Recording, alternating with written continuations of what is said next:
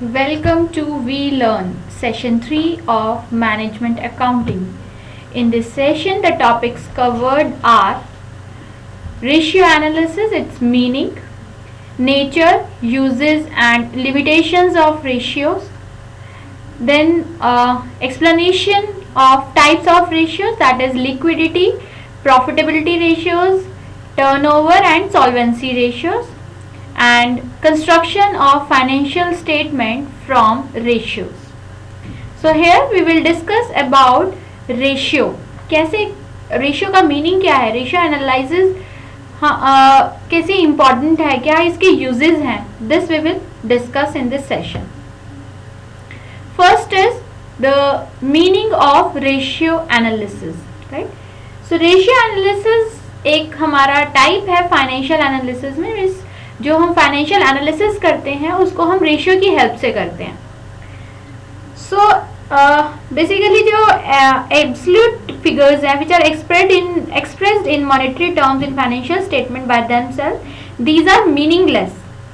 Right, तो इनको meaning देने के लिए हमें इनको एक्सप्रेस करना होता है, इनको इंटरप्रेट करना होता है. दैट मीन्स कि जो हमारे को फाइनेंशियल स्टेटमेंट मॉनेटरी टर्म्स में वैल्यूज देती हैं वो मीनिंगलेस है जब तक हम उसको इंटरप्रेट नहीं करते, उसे कुछ एक्सप्रेस, उसका मीनिंग जो है वो एक्सप्रेस नहीं करते. बिकॉज सिर्फ फाइनेंशियल टर्म्स क्या मीनिंग कुछ कन्वे करती है? No, they do not convey any meaning unless they expressed in relation to other figures. Right, for example जैसे अगर हम बात करें कि एक ट्रेडर है जो कि 1.5 लाख का प्रॉफिट अर्न कर रहा है और दूसरा ट्रेडर है मिस्टर सुनील जो कि प्रॉफिट अर्न कर रहा है 1,80,000 का. तो अगर हम पूछे कि इनमें से कौन एफिशिएंट है, तो हमें प्रॉफिट्स देख करके यही लगेगा कि यहाँ पर सुनील जो है वो ज़्यादा एफिशिएंट है because he is earning more, क्योंकि वो 1,80,000 अर्न कर रहा है और जो दूसरा ट्रेडर अनिल है वो 1,50,000 अर्न कर रहा है. बट करेक्ट आंसर जानने के लिए हमें देखना होगा कि दोनों ने कैपिटल कितना एम्प्लॉय किया हुआ है. फॉर एग्जाम्पल अनिल ने एम्प्लॉय किया है 10 लाख रुपए और सुनील ने कैपिटल जो एम्प्लॉय किया है वो है 15 लाख रुपए. तो अगर हम प्रॉफिट उन्होंने कितना अर्न किया है, अगर प्रॉफिट परसेंटेज अगर हम कैलकुलेट करते हैं तो अनिल का जो प्रॉफिट होगा दैट विल बी कि जो उसने 1,50,000 अर्न किया है 1,50,000 divided by 10 lakh into 100. Percentage में कन्वर्ट करने के लिए हम 100 से मल्टीप्लाई करेंगे तो ये आएगा हमारे पास 15%. और अगर हम सुनील की बात करें तो सुनील के जो प्रॉफिट्स अर्न हुए हैं वो हुए हैं 1,80,000. 1,80,000 अपॉन में 15 लाख जो कि उसने कैपिटल एम्प्लॉय किया है इंटू 100 दैट विल बी 12%. तो इसका मतलब क्या है कि अनिल जो है वो 100 रुपये पे 15 रुपये अर्न करता है और जबकि सुनील जो है वो 100 रुपीज़ पे 12 रुपीज़ अर्न करता है. दैट मीन्स कि Anil is using his capital more efficiently. Right, तो इस तरीके से हम ये कह सकते हैं कि जो सिर्फ हमें मॉनेटरी टर्म्स में फिगर्स मिलती हैं वो मीनिंगलेस है जब तक हम उसे एक्सप्रेस नहीं करते हैं. तो यहाँ से हमें पता चला कि दो फिगर्स के बीच में जो रिलेशनशिप है that is expressed in arithmetical term that is known as ratio. So a ratio can be expressed in various ways including percentage, fraction, times, number of days, rate or as simple number. In ratio analysis, figures of financial statements are compared with each other to know about the meaningful result. Right, meaningful result जानने के लिए हमें financial statement जो है वो हम compare करते हैं एक दूसरे के साथ. This is in ratio analysis. Now see the nature of ratio analysis. Here ratio में जो हम एक्सप्रेस करते हैं उसको एक नंबर में एक्सप्रेस करते हैं. बट इसको एक्सप्रेस करने के हैं जो यहाँ पर there are following ways to express ratio. We can express it in simple ratio or we can say it as pure ratio, then rate, then percentage and then fraction. Right, so here proportion or pure ratio or we can say simple ratio is expressed by the simple division of one number by another. if say current assets जो business के current assets हैं वो 2 लाख हैं और current liabilities जो है वो 1 लाख है। तो अगर हम बात करें कि रेशियो, प्योर रेशियो की, तो current assets upon current liabilities that will B 2:1. Then second is rate. Here in this we calculate how many times a figure is in comparison to another figure.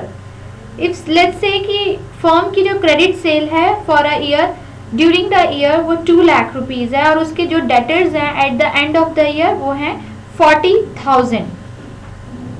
Then what is its debtors turnover ratio? Debtors turnover ratio will be 2 lakhs upon में 40,000, that will be 5 times.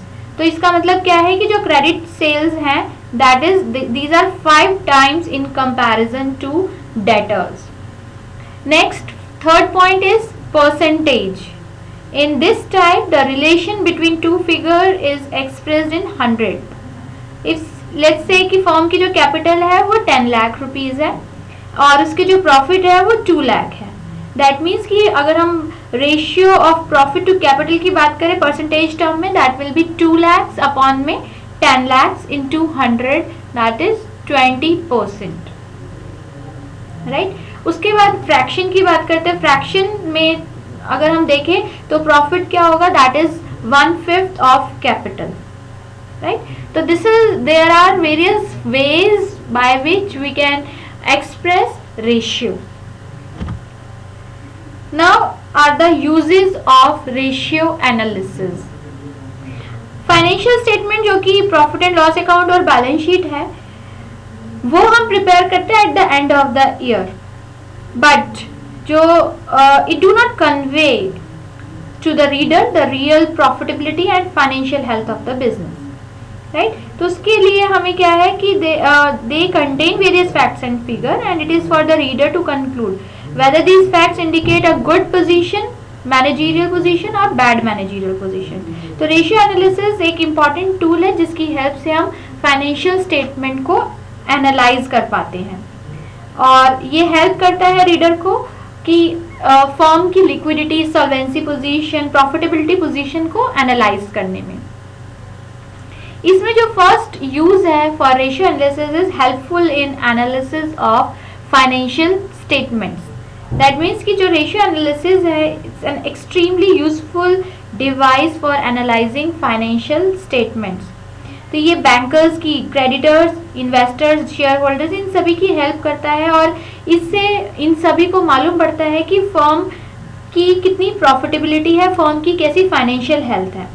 So in the light of knowledge so acquired by them, they can take necessary decisions. Because जो bankers है उनको भी firm की profitability के बारे में information होगी, तभी वो लोन दे पाएंगे फर्म को, उनकी हेल्प कर पाएंगे. सिमिलरली क्रेडिटर्स जो हैं, if they know the actual financial position और profitability position of the firm, then only they will give goods on credit basis. Right. Next is simplification of accounting data. That is accounting ratio क्या है कि ये accounting data को simplify और summarise बनाते हैं जिसकी हेल्प से हम इजीली अंडरस्टैंड कर सकते हैं. दैट मीन्स कि there is close relationship between two figures which have a cause and effect relationship with each other. Next is it is helpful in comparative study. Yes, ratio analysis की help से हम profitability और financial soundness जैसे इन सब चीज़ों को हम compare कर सकते हैं between one firm and another in the same industry. Similarly जो करंट ईयर की फिगर्स आती हैं हमारे पास लाइक सेल्स की या प्रॉफिट्स की, तो वो भी हम रेशियो एनालिसिस की हेल्प से कंपेयर कर सकते हैं. Next point is helpful in locating the weak spots of the business. That is कि करंट रेशियो, करंट ईयर की जो रेशियो रहती है वो उसकी हेल्प से हम कंपेयर कर सकते हैं with those of previous year, और कुछ जो वीक पॉइंट्स अगर दिखते हैं, वीक स्पॉट्स नजर आते हैं, तो हम उसको लोकेट कर सकते हैं and we can take remedial actions to correct those deviations. Next is it is helpful in forecasting. That is कि अकाउंटिंग रेशियो जो है it is very much helpful in forecasting and preparing the plans for the future. Let's say कि अगर firm की जो cell है वो 10 lakh rupees है और एवरेज अमाउंट ऑफ स्टॉक जो कि वो मेंटेन करती है वो 2 लाख रुपीज़ मेंटेन करती है, तो यहाँ पर जो उसकी 20% of cell, that is 20% of sale, and if the firm wishes to increase sales next year to 15 lakhs, तो उसको अपना जो स्टॉक है वो मेंटेन करना पड़ेगा 3 lakhs तक, that is 20% of 15 lakh.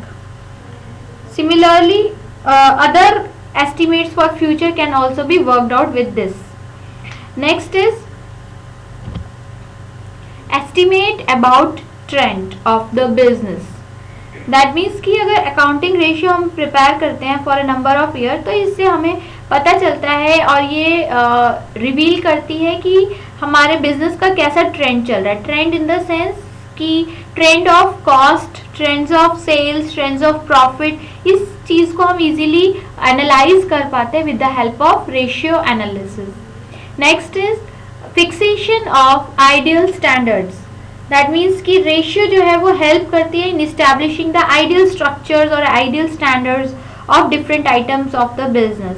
That means कि हम एक्चुअल रेशियोज को कंपेयर करके, which is calculated at the end of the year, we can compare it with ideal ratios and by this comparison, actual ratio को जब हम ideal ratio के साथ compare करते हैं तो इससे हम इजीली फाइंड आउट कर सकते हैं that what is the efficiency of the business.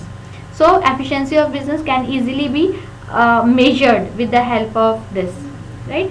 तो रेशियो एनालिसिस जो है वो हेल्प करता है. इसमें हमारे पास आइडियल रेशियोज अवेलेबल होती हैं और एक्चुअल रेशियोज जो हमने कैलकुलेट की होती है उसको हम कंपेयर करते हैं. Next is effective control. That means कि जो रेशियो एनालिसिस है वो लिक्विडिटी पोजीशन, सॉल्वेंसी और प्रॉफिटेबिलिटी पोजीशन को डिस्क्लोज करता है and this information is help management to assess the changes that have been taken place over a period of time.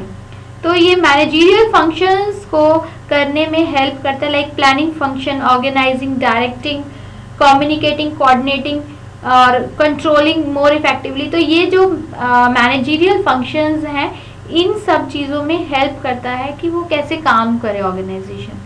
Then is study of financial soundness. Financial soundness, how we can study with the help of ratio analysis, because ratio analysis जो है वो it disclose the position of business with different viewpoints. तो ये business की जो position है ये disclose करता है with liquidity point of view, with solvency point of view, with profitability point of view. तो ये अलग अलग व्यू पॉइंट्स हैं जिसकी हेल्प से एक बिजनेस फर्म जो है वो लिक्विड पोजीशंस को डिस्क्लोज कर सकती है. मींस हम अपनी फाइनेंशियल साउंडनेस को अलग अलग पैरामीटर्स पे जा करके स्टडी कर सकते हैं, उसको एनालाइज कर सकते हैं. These were the uses of ratio analysis. Next is limitations. अब हमने इतने इसके रेशियो एनालिसिस का मीनिंग समझा, उसके बाद यूजेस, उसके बाद हर चीज़ के प्रोज एंड कॉन्स रहते हैं, तो रेशियो एनालिसिस के भी लिमिटेशंस हैं. अब लेट्स सी कि क्या लिमिटेशंस हैं रेशियो एनालिसिस के. As it is an important tool of financial analysis but still it suffers from certain limitations. First limitation is false accounting data gives false ratio. That means कि जो accounting ratio है जो कि हम calculate करते हैं on the basis of financial statement data, that is profit and loss account और balance sheet की आइटम से ही ये हमें कैलकुलेट करते हैं डेटा. तो अगर हमारा अकाउंटिंग डेटा ही गलत है, वो ही करेक्ट नहीं है, तो हमारी जो फाइनेंशियल रेशियो हमने कैलकुलेट की होंगी वो भी सब गलत आएंगे. दैट मीन्स कि जो हमारा एनालिसिस पार्ट है वो सब गलत हो जाएगा. फॉर एग्जाम्पल, अगर क्लोजिंग स्टॉक जो है वो ओवर वैल्यूड है, not only the profitability will be over stated but also the financial position will appear to be better. तो इसके बेस पे जो है वो रिजल्ट जो ड्रॉ आउट किए जाएंगे, those were not reliable. So there are certain limitations of financial statements and hence ratios calculated on the basis of such statements will also suffer from limitations. Next is comparison not possible if different firms adopt different accounting policy. अभी जैसे हमने बात की uses में कि ratio analysis जो है वो हेल्प करती है, मतलब इससे हम डिफरेंट फर्म्स की प्रॉफिटेबिलिटी या साउंडनेस, फाइनेंशियल साउंडनेस हम कंपेयर कर सकते हैं. बट अगर वो firms different accounting policies follow करती हैं, if they are adopted different policies, then we cannot analyze properly, right? That means कि जैसे in the terms of like depreciation policy उनकी different है, creation of provision of doubtful debts, method of valuation of closing stock, अगर इन सब को वो अलग तरीके से डील करती है तो भी रेशियो एनालिसिस जो है वो यूजलेस हो जाता है. दैट मीन्स फॉर एग्जाम्पल एक फर्म जो है वो डेप्रिसिएशन चार्ज करने का स्ट्रेट लाइन मेथड यूज़ कर रही है और दूसरी firm written down value method use कर रही है, और अगर हम दोनों में जो डेप्रिसिएशन अमाउंट आएगा वो दोनों में डिफरेंसेस आएंगे. तो दैट मीन्स कि दोनों अगर सेम मेथड यूज़ करें दैन इट इज़ ओके, उसको हम कंपेयर कर सकते हैं. बट अगर वो मेथड ही चेंज करें दैट मीन्स कि अमाउंट ही डिफरेंट आएंगे तो फिर it is incomparable. And such differences make the accounting ratio useless. Next is ratio analysis becomes less effective due to price level changes.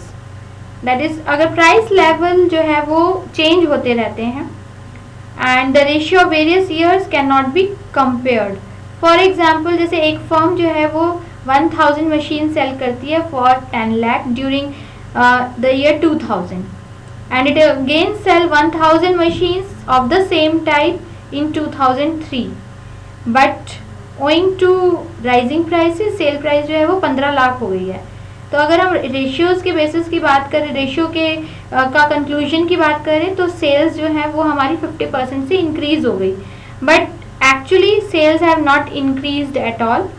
Cell increase नहीं हुई है. ये जो इफेक्ट आया है this is due to the journal rise in the price level, right? So again the results are go wrong.